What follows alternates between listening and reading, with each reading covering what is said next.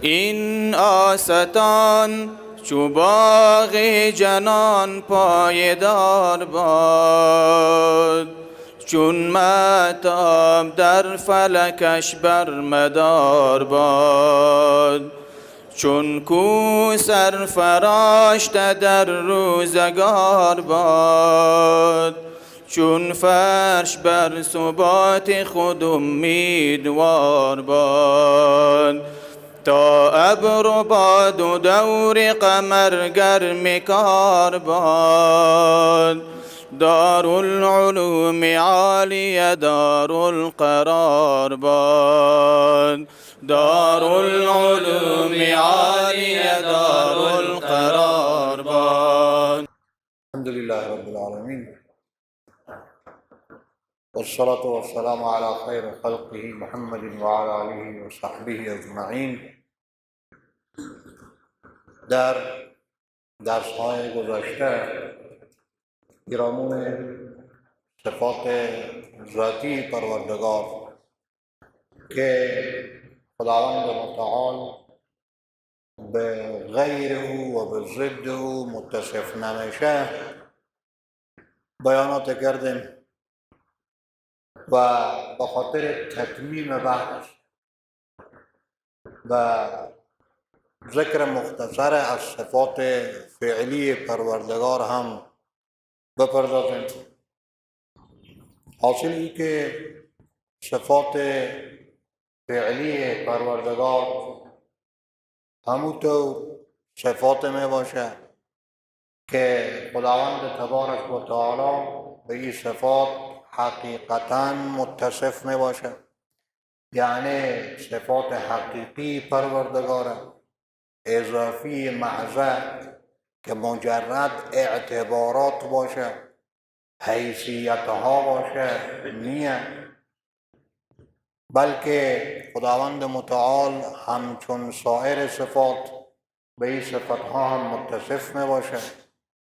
و لیکن همین قدر هست که مرجع صفات فعلی پروردگار صفت ذاتی می باشه به نام تکوین، که این صفتهای فعلی به او برمیگرده. ریشه این صفتهای فعلی همون صفت تکوین پروردگار می باشه، به یک چیز کون دادن، به یک چیز وجود بخشیدن.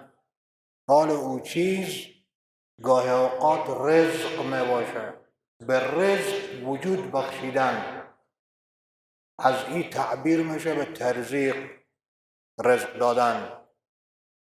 به حیات یک چیز وجود بخشیدن، حیات او را موجود کردن، به گفته میشه احیا.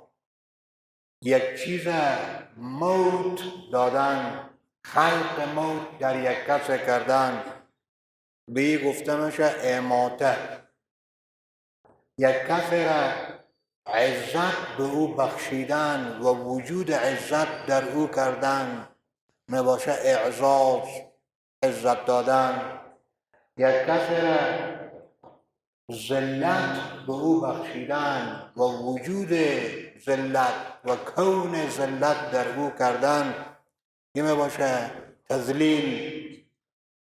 از این قبیل هر صفت دیگر، تخلیق و اضلال، گمراه کردن، هدایت کردن و همچنین تصویر کشی یک بنده خودخور و یک مخلوق خودخور کردن، المصور، تصویر کشی. و از این قبیل چیز اسمایی که اکثرا ما و شما نسبت به پروردگار سراغ میکنیم، او اسمهایی که مبنی باشه بر صفت فعلی پروردگار. پس صفتهای فعلی پروردگار صفتهایی که اکثرا مبدأ و منشأ از برای اسمهای پروردگار می باشه. همی که الخالق، البارئ، المصور و صفت های دیگه الرافع، الخافض، الواجد، اینا همگی اسم های صفتیه که به صفت های فعلی پروردگار برمیگرده اکثر این اسم ها. و این صفت ها به اعتبار حال خود بنده، چون یک طرفی به بنده تعلق میگیره. ترزیق یعنی چه؟ یعنی کسی را رزق دادن. هدایت یعنی چه؟ کسی را به سرمنزل مقصود سوق دادن. چون در مفهوم و در خارج یک غیر میخواه، یک چیز میخواه که موجود باشه تا ای که اثر این صفت در او به وجود بیاد. لحاظا صفات فعلی پروردگار هم در تعریف و تعقل خود، یعنی در این که ما او را تصور بکنیم و تعریف بکنیم، و هم در تحقق و وجود خود موقوف می باشه بر غیر. از این جهت هرگاه گاه اوقات همی کس هست، لیکن صفت رزق بخشیدن به او نمی باشه، بلکه ضد صفت رزق بخشیدن، رزق نرسیدن به او، موت بخشیدن به او. لازم نیه که هر کس که یک چیز شد و موجود بود حتما کس یک همون صفت به او تعلق بگیره و بس. نه، به ضد همین صفت هم خداوند تبارک و تعالی متصف میشه. او چیزی که در قرآن عظیم و شان آمده که کل یوم هو فی شان، نسبت به صفات فعلی پروردگار می باشه. هر آن، هر لحظه خداوند تبارک و تعالی در یک شأن از شؤونات خود می باشه. یعنی یک لون و یک رنگ از صفتهای فعلی پروردگار متحقق میشه.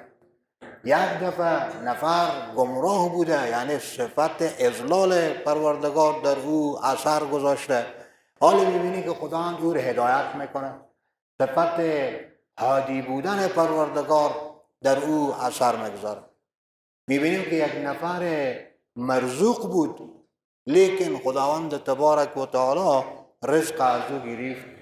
میبینیم که فقیر بود، خداوند تبارک و تعالی غنا به او بخشید. غنی بود، خداوند تبارک و تعالی غنا را پیش از او میگیره و به فقر او را تبدیل میکنه. کل یوم هو فی شأن. یک روز جناب حضرت امام اعظم رحمه الله در مسجد نشسته، یک نفر همینطور به خاطری که یا اظهار علمیت بکنه یا ای که نفرهای دیگر گمراه بکنه، میگه من نمیفهمم که همین چی معنی داره کل یوم هو فی شأن. بالکل معنی زیبا من واضح نیست. امام اعظم رحمه الله دست بالا میکنه، میگه من جواب رو بدم. آقا جواب بده. میگه پس تو بیا پایین، من به جمع استاذ تو میشم، من میرم بالا، تو بیا پایین، ما باید جواب تو رو بدم. هنگامی که بر منبر میشینه جناب حضرت امام اعظم میفرماید انمی کل یوم هو فی شأن شد. بیشتر تو بالا بودی، من پایین بودم، حالا ما بالا شدم، تو پایین شدی. همین الرافع الخافض، همین صفت فعلی پروردگار، یکی بالا میکنه یکی پایین میکنه. بم یک لحظه، بم یک رپک چشم میبینیم که یکی حیات میبخشه، یکی دیگه ممات میبخشه. یکی را عزت میده، یکی را ذلت میده. همو عزیز ذلیل میشه، همو ذلیل پیشتر میشه عزیز. بالکل دم بدن همینطور حالت. و چون که مرجع همگی صفتهای فعلی به تکوین برمیگرده، در مورد تکوین سابقا مباحث گذشته بود، در مورد صفات ذاتی پروردگار سابقا بحث شده بود. یک چیز مختصر نسبت به صفات فعلی پروردگار، او هم صفت حقیقیه، اضافی محضه و یک توهم و اعتبار محضه اینیه، صفت در ذات پروردگار. میرسیم به صفات سلبی پروردگار که به او تقدسات گفته میشه. خداوند مقدسه، منزه، هم به ذات خود، هم به صفات خود، هم به افعال خود و هم به اسماء خود از هر نقص و عیب منزه می باشه، مقدس می باشه. و ما معتقد می باشیم، ملائکه معتقد می باشه به تقدس پروردگار و تنزه پروردگار از اون چیزی که مناسب و لایق با شأن پروردگار نباشه، که به این بخش صفات سلبی گفته میشه. چون که به طور خلاصه بگیم، چون که پروردگار ذات او وراء عالمه، یعنی بالاتر از عالم، زیرا او خالق عالم. او اینطوریه که عالمی باشه، دنیوی باشه. نه، دنیا را او آفریده، عالم را او آفریده، تمام هست و نیست او موجود میکنه و معدوم. پس او میباشه وراء عالم، بالاتر از عالم. مثل که گفته میشه که این خارج رتبه، این نفر در امی بخش اداری که کار میکنه مرتبه از چی مرتبه؟ این درجه اوله، درجه دومه، درجه سوم، چندم؟ میگه این خارج رتبه. یعنی بالکل رتبه به این نمانده که ما بیایم به این رتبه مشخص بکنیم. پروردگار خارج و وراء عالم میباشه. وقتی که خارج و وراء عالم، زیرا عالم غیر خداوند گفته میشه، وقتی که وراء عالم شد، خارج عالم شد، پس هیچ نوع صفت از صفات عالم در خداوند تبارک و تعالی موجود نیست. اینطور نیست که خداوند جسم باشه، ما و شما اجسامه. خداوند عرض باشه، رنگ و بو و دگه و این چیزها باشه، سیاهی و سفیدی و از این قبیل، کوتاهی و بلندی و پهنی و لکی و ضخامت و همچنین ظرافت و نرمی و این چیزا نه. در خداوند عرض هم اعراض هم بود نمیاد. پس خداوند عرض هم نیه، خداوند جسم هم نیه. خداوند اینطور نیه که او صاحب بعض باشه، تجزیه در او بیاد، تبعیض در او بیاد. و خداوند تبارک و تعالی متصف به صفات باشه که ما و شما میشیم. نه، هیچ چیز نیست. در خداوند فنا راه نداره. از همین که میگیم لا فناء له، یک امر تقدسی پروردگاره. از این چیز مقدس، از این چیز منزه، از این چیز منزه نباشه. پس به طور کلی تمام اون چیزی که به تصور ما و شما شاید بگنجه، خداوند از او برتر و بالاتر میباشه. ای برتر از خیال و قیاس و گمان وهم و از هر چه گفتند و شنیدیم و خوانده ایم. از هر چیزی که مطالعه کردی، از هر چیزی که گفتیم، از هر چیزی که ما و شما بیان میکنیم و با تصور ما میگنجه، خداوند برتر و بالاتر. و له المثل الاعلی، از برای خداوند تبارک و تعالی صفتهای خیلی بلندتر از او چیزی که در تصور ما و تو میاد. آیه قرآن عظیم و شأنه، صفتهای پروردگار، شؤونات پروردگار او در تصور بنده نمیگنجه. لیس کمثله شیء و هو السمیع البصیر. مانند خدا هیچ کس نیست و همچنین وقتی که هیچ کس مانند خدا نمیباشه، خداوند هم مانند کسی نمیباشه. سبحان ربک رب العزة عما یصفون.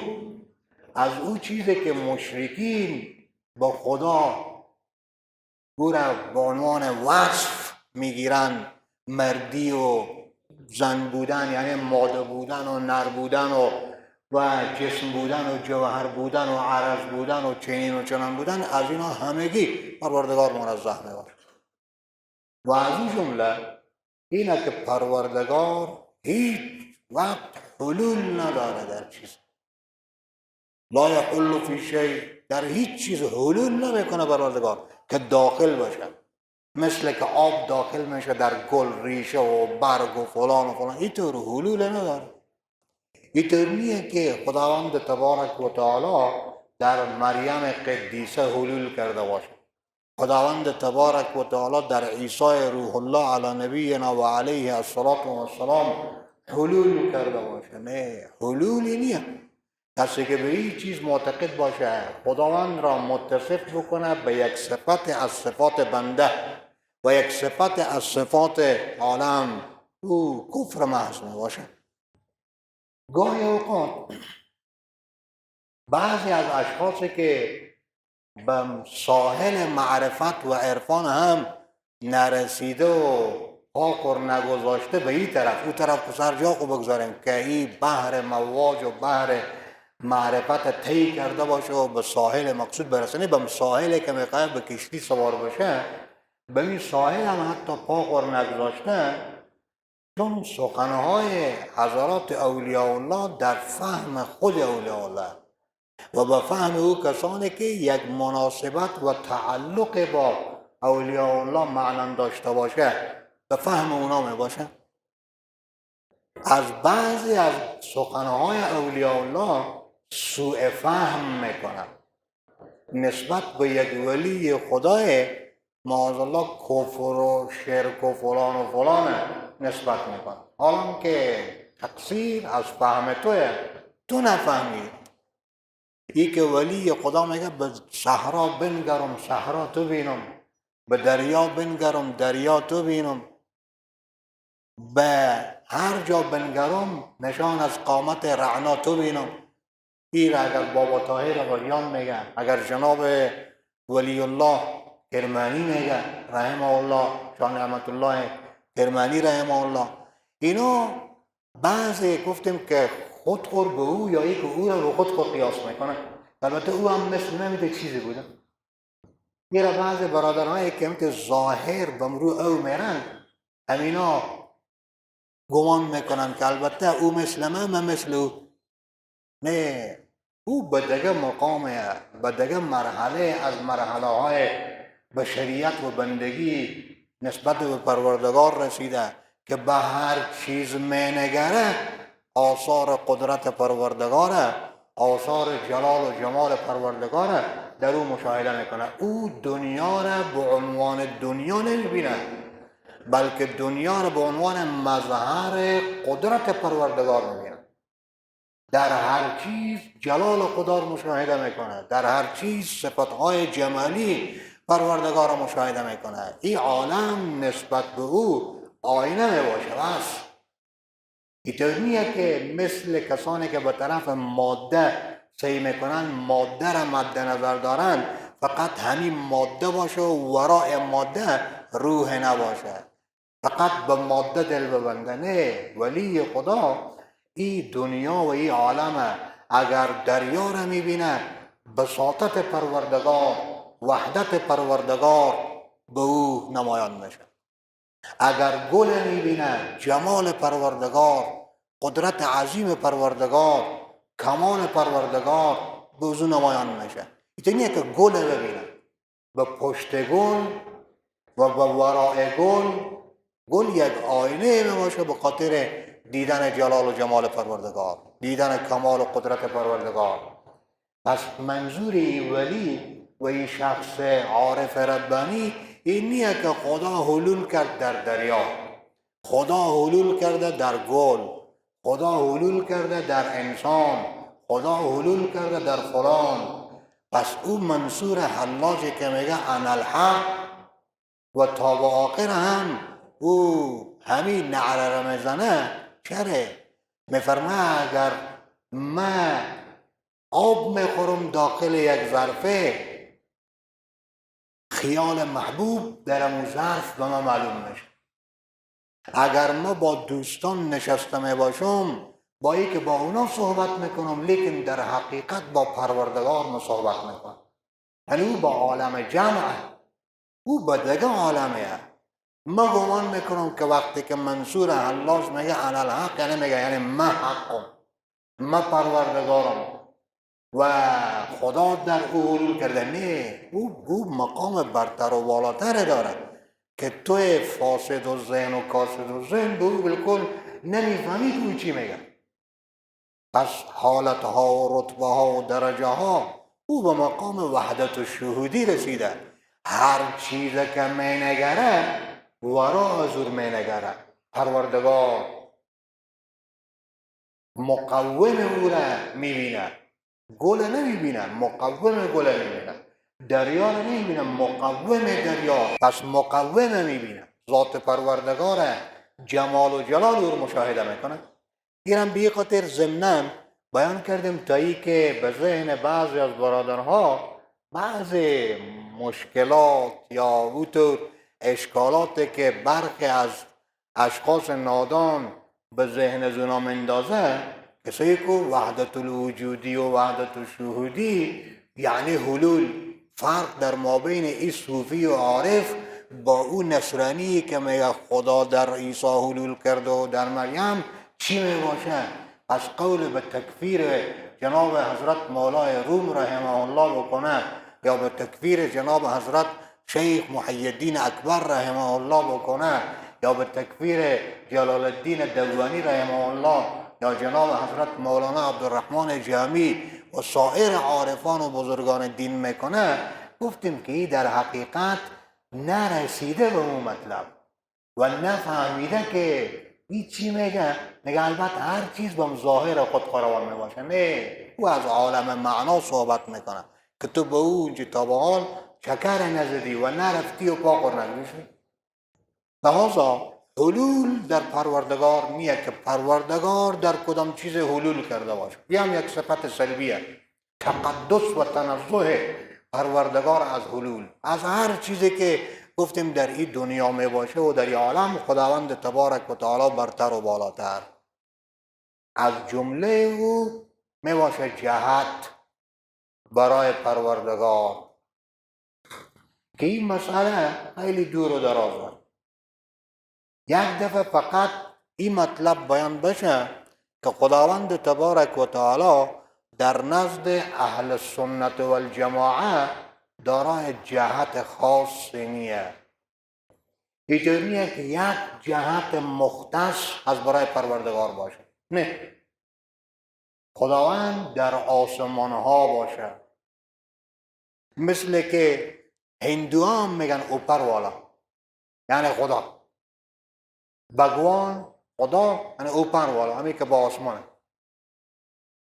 پس فرق یک مسلمان و فرق یک هندو چی شده؟ او هم میگه اوپر والا با آسمانه، این هم میگه که خدا با آسمان ها می باشه. یک جهت فوقی از برای پروردگار بیان میکنه. این چیه؟ انشاءالله این تفصیل باز مستقل بحث در مورد الرحمن علی العرش استوا ذکر میشه و دلایلی که بعض اشخاص که خود اهل سنت تلقی میکنه که در حقیقت او تجسمه، دلایل از اونا رو ذکر میکنیم و او چیزی که حضرات اهل سنت علماء ربانی از 500 600 700 سال سابقه جواب دادن نسبت به این توهمات، اونا رو همه بیان میکنه. و به هر ترتیب مرحله اول ای که خداوند تبارک و تعالی صاحب جهت خاص نیه، یعنی طور نیه که یک جهت مختص به پروردگار باشه. از این طرف خداوند خاص به اون جهت باشه. چرا خداوند جهت خاص نداره؟ امام غزالی رحمه الله که امت مسلمه واقعا می باشه مدیون زحمات دو کس از امی علمای امت، امام رازی فخرالدین رازی رحمه الله و امام محمد غزالی رحمه الله. کتاب دارن در خود باب اعتقاد، الاقتصاد فی الاعتقاد، میان روی در اعتقاد. او حنفی هم نیه که بگم برو یک ملای حنفی تیار کرده چون که با خود حنفی ها ضد این نفر پس بگیم این گفته ازی معتبر نه، عالم دینیه که هر کس او را قبول داره. او مستقل کتاب در 200 و چند صفحه داره به نام اقتصاد فی الاعتقاد. او همین مبحث خیلی زیر رو کرده و بیان میکنه خداوند تبارک و تعالی مختص به جهت خاصی نیست که بگیم خدا به آسمان. نه. چرا؟ به خاطری که خداوند تبارک و تعالی خالق جهات می باشه. اگر بالای، پایین، راست، چپ، پیش روی، پشت سر، اینا همین جهت های شیشگانه، اینا رو خدا پیدا کرد. خالق نسبت به مخلوق خود، یعنی نسبت خالق با مخلوق یکسانه.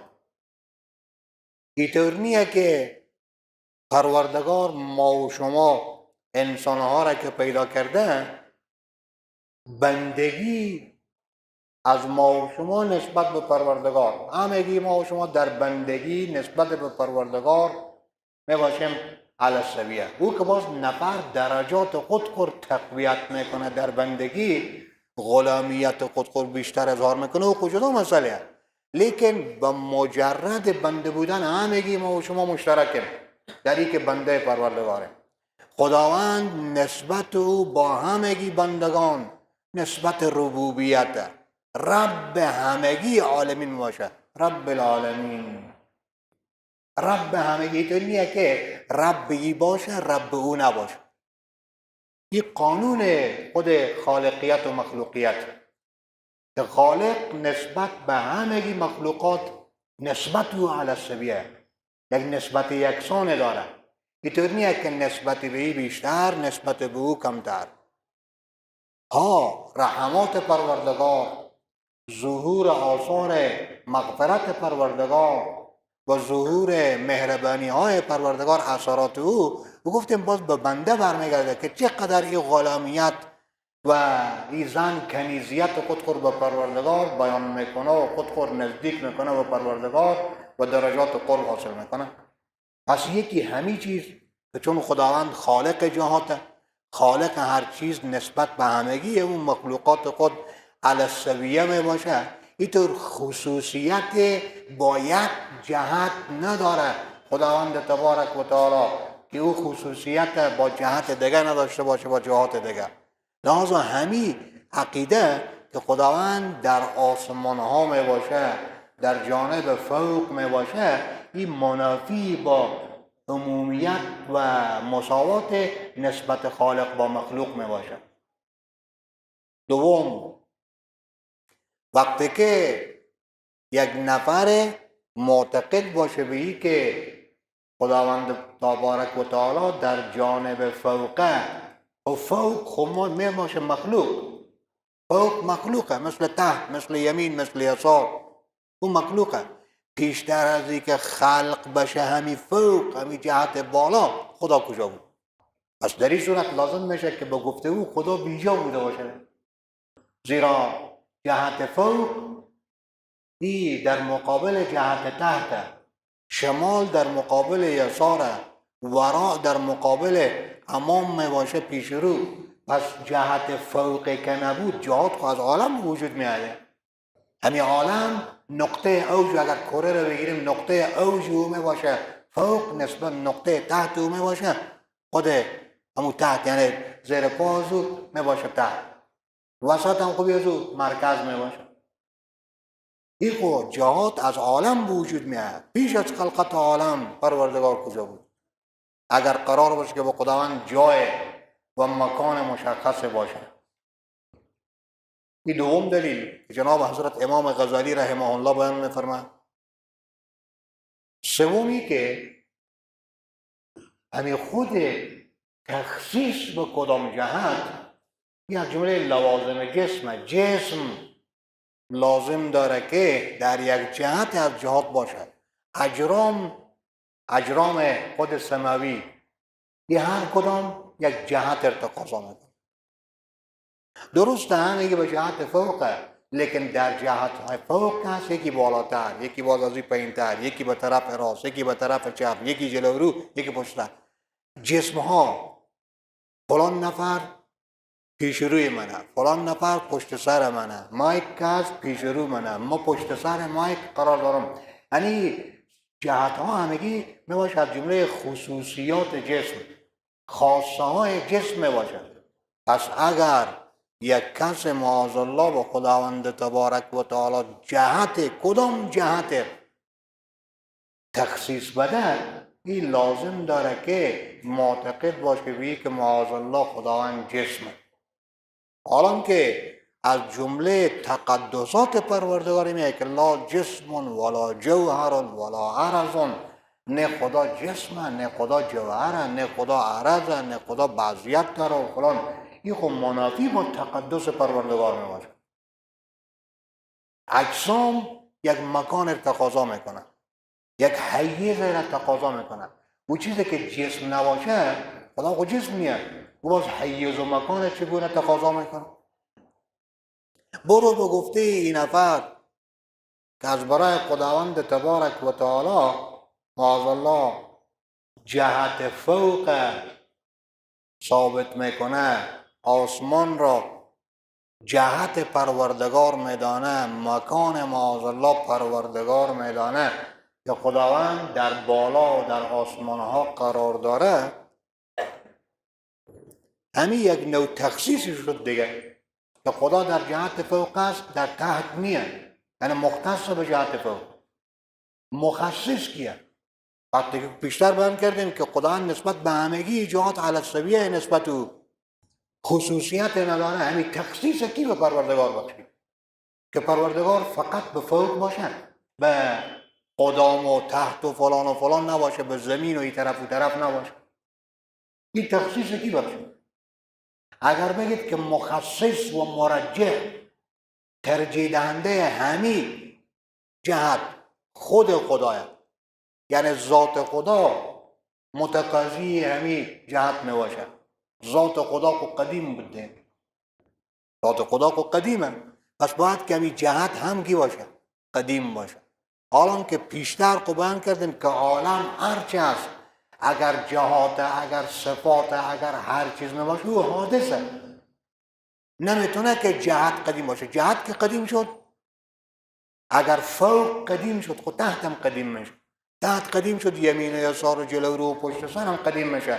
دیره اینا میباشه از جمله عوارض عالم. پس لازم میشه که عالم قدیم بشه. پس برمیگرده به دروس اولیه که عالم قدیم نیه بلکه عالم حادث. لحاظا اگر پروردگار ذات او تقاضای همین جهت بکنه، ذات چون قدیم پس او جهت هم باید قدیم. این جهت حادث، پس لازم میشه که خداوند تبارک و تعالی محل حوادث باشه، در معرض حوادث باشه. ای حادث، ای حادث، ای حادث، حوادث بر خداوند بیاد.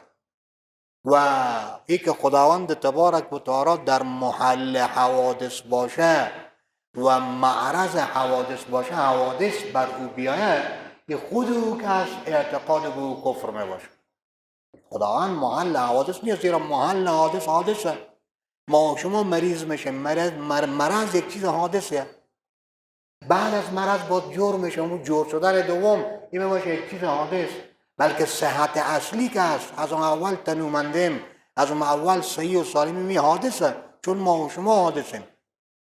پس او چیزی که در محل حوادث می باشه او هم که حادث. از این خود لازم میشه که معاذ الله خداوند حادث باشه، یا ای که لازم میشه که جهت قدیم باشه چون خداوند قدیمه. نه این صحیح می باشه که خداوند حادث باشه و نه او صحیح می باشه که جهت بیای قدیم باشه. زیرا مستلزمیه که عالم قدیم باشه و قدم عالم خود کفر می باشه. کسانی که قول به قدم عالم بکنه، قول به قدم عالم یعنی نبود خداوند، عدم احتیاج به خداوند تبارک و تعالی. این به این معنی خود. اگر بگیم چیز دیگر غیر از پروردگار مخصص می باشه، مرجح می باشه، با خداوند تبارک و تعالی می جهت او تخصیص کرده، او خداوند خاص کرده به می جهت، و در این صورت لازم میشه که خداوند محتاج باشه دیگه به غیر خود در تخصیص یک جهت به او تعالی. حالان که پیشتر موضوع صمدیت بود. صمدیت یکی از جمله صفات ذاتی پروردگار که بی‌نیاز از هر چیز و از هر کس و هر چیز و هر کس به ذات او نیازمند و به ذات او فقیر. علاوه بر این همی یعنی چی؟ همی که ما بگیم خداوند تبارک و تعالی، ما میگیم که ما همی خود جهت فوق میریم بالا پشت بام میریم. یعنی دل من اینجی تنگ شد، اینجی گریف، نیاز دارم به هوای تازه، نیاز دارم به یک فضای خالی، همین چیزه. پس تخصیص به یک جهت یعنی احتیاج به اون جهت. حالا که خداوند تبارک و تعالی ما در از صفت احتیاج نیه، صفت نیاز نیه، لحاظا اینا همگی می باشه دلائل عقلی که جناب حضرت امام غزالی رحمه الله مبنی بر این که خداوند تبارک و تعالی در کدام جهت خاص موجود نمی باشه ذکر کرده و همگی ایجادها مخلوق اویه، همگی ایجادها نسبت به او علی السویه می باشه. علاوه بر این نسبت به این حدیث چی میگن دو کسانی که قائلن به این که خداوند در آسمان می باشه که اذا صلى احدكم فلا يبصقن قبل وجهه فان الله قبل وجهه.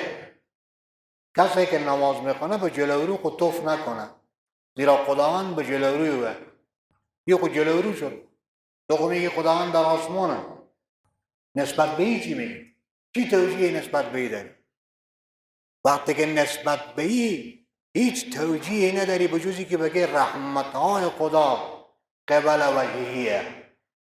فان العبد یناجی ربه، هنگامی که به طرف قبله نماز میکنه این مناجات کننده با پروردگاره. پروردگار به پیش روی او میباشه. خب پروردگار اگر پیش رو باشه خب به زمینه، ما خب به زمینه، پس باید خداوند به زمین باشه و به طرف جلو رو باشه. حالا که تو میگی که مختص میباشه صفت دیگه، همون جهت علم و جهت خود سماع به پروردگار نسبت بیادی چی میگی؟ اگر توجیه میکنی پس دروازه توجیه خود تو باز کردی دیگه، تو خب باز ظاهریه نشدی، تو خب ظاهر بین و ظاهر نگر بودی، توجیه میکنی، تعویل میکنی. این مسئله تعویل هم انشاءالله بعدا مستقل بحث پیرامون زمینه در ضمن دروس دیگه انشاءالله.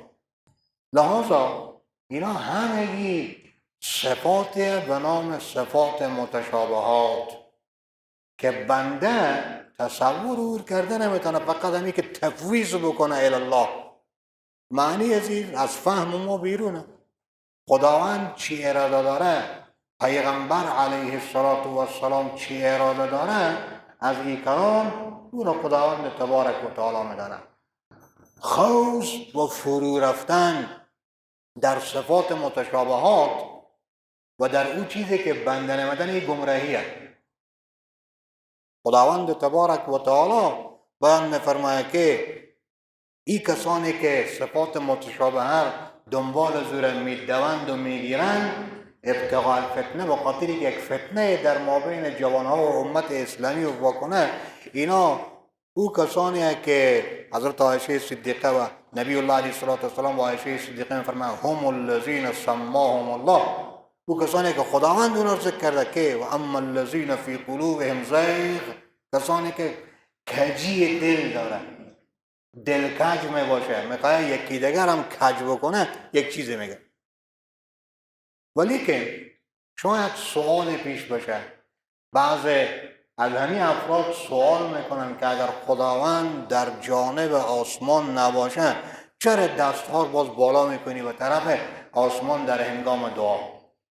چرا دستار پایین نمیگیری؟ دستاری طرف نمیگیری؟ فقط دستها به طرف گیه، به طرف بالا میره. چرا اینطوری؟ پس معلومه که خدا معاذالله به گفته و توهم او در جانب فوق در آسمان، ما هم از خداوند تبارک و تعالی که معاذالله به تصور او در جانب آسمان میباشه چیزی میطلبیم که خدایا با ما فرو ریزان چیزی ره، خدایا با ما بده چیزی. امام غزالی رحمه الله. به همین ترتیب ائمه دیگه حضرات علما اونا میفرمایند که سعی کنیم این مثل ایه. همین سوال بالکل بیمانه، از اون سر بیمانه. چرا؟ این مثل ایه که بگیم چرا یعنی حاجی ها میدون به طرف خانه کعبه، میرن به طرف خانه کعبه، به طرف بیت الله میرن. پس باید که یک بیت و یک خانه از برای خدا باشه. این سوال مثل ایه که هر کس که به یک طرف رفت و خداوند به طرف خانه کعبه رفت، به طرف بیت الله رفت، پس در نتیجه یعنی خداوند تبارک و تعالی دارای خانه و به این ترتیب در او خانه باشه. وقتی دست بالا میکنی با دعا به طرف آسمان، این گمان به تو میآید که خداوند در آسمانه، پس همی که میرم به طرف بیت الله، پس این گمان هم باید بیاید که خداوند که هست در امو خانه و خداوند که هست احتیاجی به کی داره؟ به خانه داره و امو خانه تخصیص به کیه؟ به خداوند تبارک و تعالی. امو خانه خدا نه همونطوری که این بیمانه.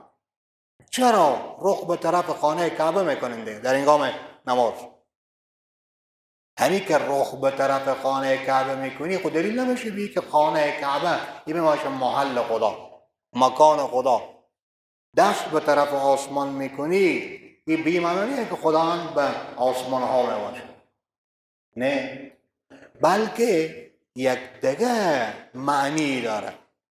این قبله ما و شما میباشه به خاطر قبول و پذیرش کی عبادت، به خاطری که یک سویه.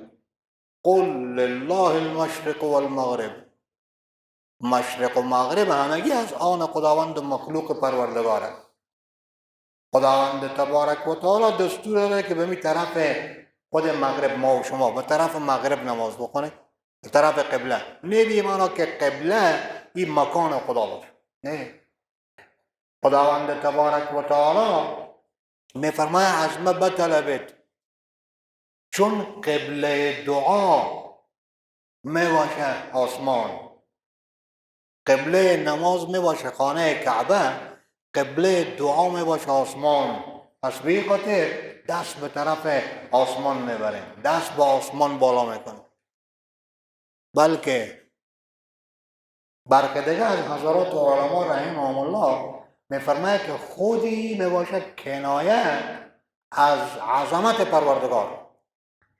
ای که دست به آسمان بالا برده میشه بیمانه که خداوند در آسمانه، نه، خداوند خیلی صاحب عظمته، خیلی صاحب رفعته. از همون رفعت رتبی پروردگار، از همون علو معنوی پروردگار تعبیر به فسما میشه، تعبیر به سما میشه. طوری که در کلام عرب همیتو هست این نفر اشتونه به چی حالت قرار داره، حالت و مکنت او چیه، قدر و منزلت او چی اندازه. امره فی السما، امره فی السما. یعنی چه امره فی السما؟ یعنی آنقدر بالا رفته از لحاظ کی رفته؟ از لحاظ معنا، از لحاظ معنویت، از لحاظ عزت و شوکت آنقدر بالا رفته که نهایتا میگم امره فی السما، این به اوج عزت رسید. پس همین که دست به طرف آسمان بالا میکنیم به این معنا که ما معتقدیم به که پروردگار از هر چیز برتر و بالاتر میباشی. به ظاهر به پیش ما و شما آسمان از هر چیز که برتر و بالاتر. پس به ذات خداوند تبارک و تعالی دست بالا میکنیم. لیکن این که به آسمان ظاهرا دست بالا میشه یعنی این رفعت خود همون ذاتی پروردگار نشان میده. اینطور که خداوند در آسمان باشه. بلکه امام غزالی رحمه الله میفرماید که هنگامی که امروزه مثلا پادشاه، چون اکثر معاشا از بانک چیکار میشه؟ حواله میشه. همین که میگه برید معاش خود بگیرید، همگی میرن به طرف بانک میرن. این بیمانه نیه که او پادشاه در بانکه، این بیمانه نیه. پس آیه مبارکه که میفرماید و فی السماء رزقکم، در آسمان ها می باشه رزق شما. این خب ایمان اینه که خداوند هست در آسمان ها.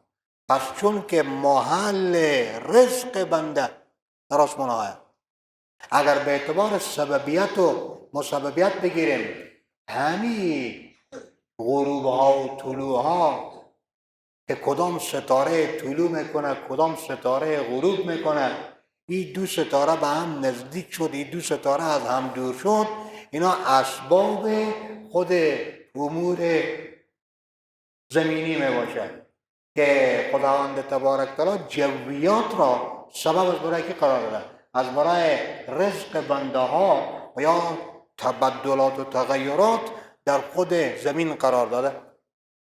پس چون که آسمان میباشه محل رزق انسان، وقتی که دست به طرف آسمان بالا میکنیم به این معنی که ای پروردگار با من از محل رزق من که آسمان میباشه یک رزق عطا بفرما، یا رزق معنوی یا رزقی ظاهری.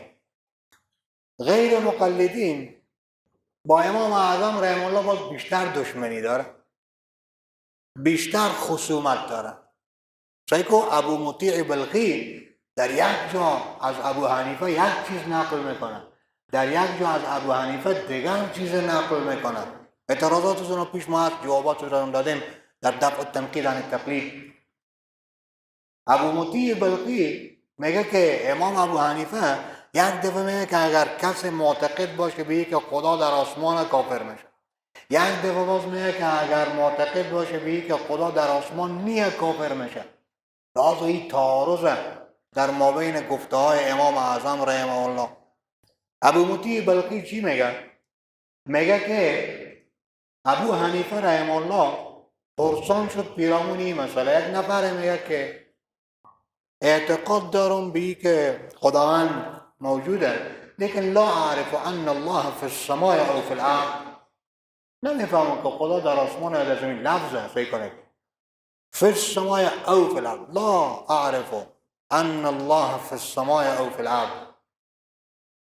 قال ابو حنیفه فانه مکفر، ای کافره. چرا؟ بخاطر ای که خداوند تبارک و تعالی الرحمن علی العرش استوى، خداوند خود بر عرش و عرشه فوق 7 سماوات، برتر از خود آسمان ها می باشه و بالاتر از آسمان ها. دیگه خدا را در آسمان قرار میده ای کافر. با یک جای دیگه چی میگه امام اعظم به گفته همی غیر مقلد و ظاهریه؟ میگه که امام اعظم اینطور گفته اگر یک کسی میگه که اعرف ان الله علی العرش ولكن لا اعرف ان عرش الله فی السماء و فی الارض، میدانم که خدا بر عرشه لیکن عرش خدا را نمیدانم که به زمین یا آسمان، و اینو یکفر، این کافر میشه. لانه انکر کونه فی السماء، بخاطری که این نفر منکر شده که به گفته خداوند در آسمان باشه. یک جا از این که خداوند در آسمان باشه قول به کفر یک نفر میکنه، یک جای دیگه از این که منکره که خداوند در آسمان باشه قول به کفر این نفر میکنه. از این اشتو شدی خود جز تعارض نیه در کلام ابو حنیفه رحمه الله. و شما حنفی ها هم مقلد امام ابو حنیفه رحمه الله، ولیکن همین جمله دومه که ولا اعرف ان عرشه فی السماء او فی الارض فانه یکفر لانه ینکر کونه فی السماء، این ضمیر در کونه را این معترض و این غیر مقلد راجع میکنه به خدا، نه لانه ینکر کون العرش فی السماء. این منکر ایه که عرش در آسمان، منکر ایه که خداوند در آسمان باشه، نه تا ای که از این تعارض بیاد. جواب صحیح امام علی قاری هروی رحمه الله، علامه قاری هروی، او میفرماید که همین نسبت همین قول به ابو حنیفه رحمه الله دروغه. ابو مطیع بلقی کان یکذب علی السلف، او دروغ بسته میکرد به سلف صالحین رحمهم الله. این گفته بالکل دروغه. ابن عبدالسلام رحمه الله، عز الدین عبدالسلام رحمه الله، اونا میفرماید که اصل عبارت امام اعظم رحمه الله یه که یک نفر اینطور میگن که من میدانم که خداوند تبارک و تعالی بر عرشه، ولكن لا اعرف ان الله في السماء هو کلمه و حمزه و عمل، لا اعرف الله تعالی ان الله تعالی هو في السماء هو في الارض، با حمزه و عمل استفهام میکنه. این رو باز علما بهتر میدانن. فکر کنیم وقتی که ما و شما یک سوال بکنیم، همین زید بالای یا پایینه؟ همین رفیق من دنبال میپارم، بالای یا پایینه؟ اهو على السطح ام فی الطابق السافل؟ او به زیر زمینه یا ای که به بالای؟ یعنی چی؟ میفهمم که به من جا هست، ولیکن و میدانم که به یکی از این دو جا هست، لیکن تعیین از تو به ما بکن، تعیین تو به ما بکن. فهمیده شد انشاءالله؟ همین سوال با حمزه و عم در کلام عربی به این معنا که میفهمم که به یکی از این دو جا هست، لیکن تو به ما تعیین بکن.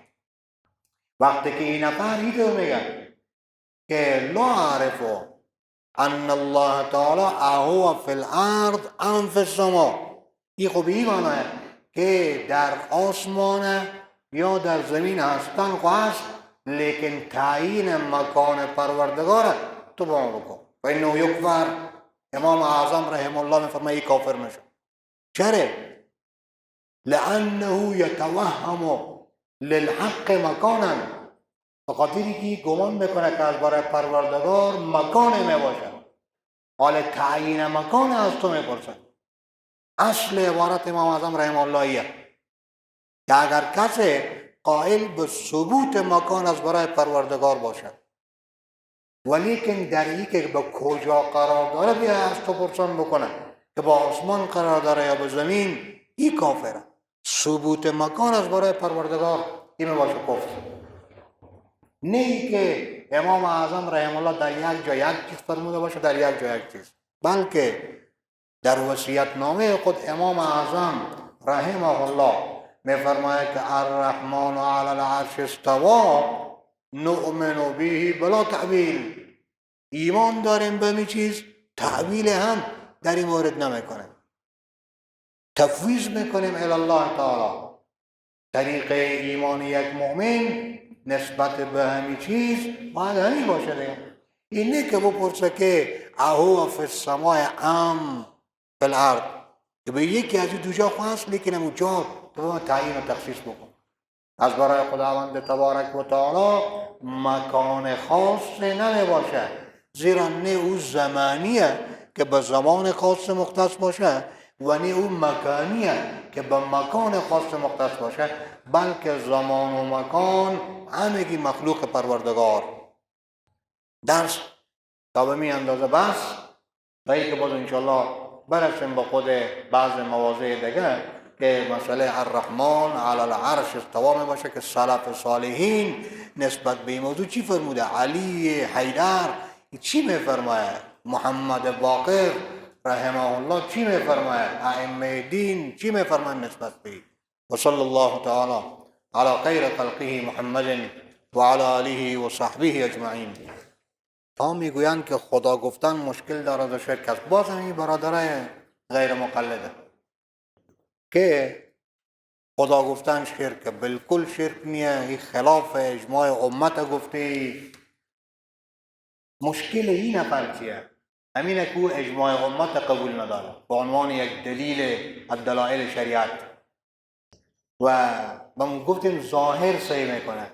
ظاهر چی فرموده پیغمبر خدا علیه السلام، به حقیقت فرموده پیغمبر خدا علیه السلام هم نرسیده. کتاب الله ظاهرا چی گفته، به حقیقت کتاب الله هم این شخص نرسیده. اجماع امت بریه که هر لفظی که دلالت میکنه بر الله، همو اسم پروردگار در همو لغت. اصطلاحات قدیم و حادث را توضیح ده. این خود چیزی که پیشتر، حادث یعنی نو پیدا. قدیم که یکی از صفتهای خداوند تعالی قدمت می باشه و قدامت می باشه، به این معنا که لا اول له ولا آخر له، لا نهایت له ولا بدایت له، اول هم از براز نمی باشه، آخر هم، هو الاول والآخر. در مورد یا رسول الله مدد این مشکل داره یا نداره؟ باز میه بحث توسل، ولیکن بهتر همیه که همین لفظ استعمال نکنه. تفصیل بسیار داره، مسئله توسله او مستقل بحث میکنه و بهتر همیه که همین لفظ استفاده نکنه تا ای که از توهمات دیگه خالی باشه، ورنه از پیغمبر خدا علیه السلام مدد جستن بی که شفاعت ما رو بکنه، یکی کدام امت می باشه که نگه پیغمبر شفاعت ما رو. اما ای که بالفعل به من چیزی بده، تو میدی خدا نمیده، این باز معنای که نزدیک به شرک می باشه. تکوین یعنی چه؟ صفت ذاتی پروردگار یعنی کون بخشیدن، ایجاد الکون فی شیء. این صفت فعله که کون بخشیدن به یک چیز. و عقیده ماتوریدی و اشعریه معلومات داده شود. اینا همه یعنی چیزایی که میگیم از اون درس اول، امروز چندم درس بود؟ 13ام درس. همه این عقیده ماتوریدی و اشعریه فقط در بعضی از خود جاها فرق داره، مثل این صفت تکوین که جناب حضرات ماتوریدیه میفرمایند که این صفت ذاتی پروردگاره و جناب حضرات اشعریه میفرمایند که صفت خود اضافی پروردگاره. قرآن کریم مخلوق می باشد یا غیر؟ پیشتر مسئله دیر شده بود در درس‌های سابق که این موضوع انشالله باز مستقل به بحث خود قرآن هم میاد انشالله. و بحث کلام الله گذشته بود که کلام خداوند تبارک و تعالی قدیم می باشه، نسبت حدوث به او صحیح نمی باشه.